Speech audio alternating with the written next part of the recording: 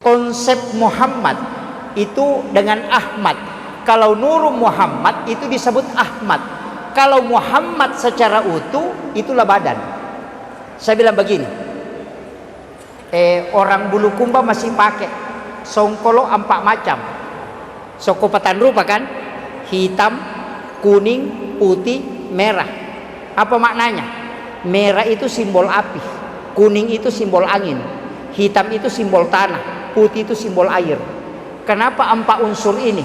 Karena 4 unsur ini, api itu huruf alif karena dia berdiri. Kalau angin itu ruku, makanya huruf H. Kalau tanah ini sujud, makanya huruf mim. Kalau air ini duduk, makanya huruf dal.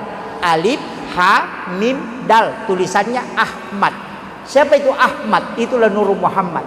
Manusia diciptakan dari 4 unsur, dari api, dari angin, dari tanah, dari air. Maka dalam diri kita ini ada Ahmad. Tapi ketika kita sholat, kepala mim, dada H, pinggul mim, kaki dal, tulisannya Muhammad.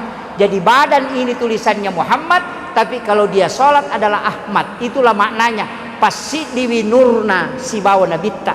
Ketika engkau berdiri sholat, itulah hakikat Nur Muhammad. Itu juga hakikat penciptaan. Jadi ya kong katau dena sempajang namo maga sikiri na tanya tahu ya tuh tahu nih. Karena dia tidak ada hakikat Ahmadnya, yang ada hanya Muhammad.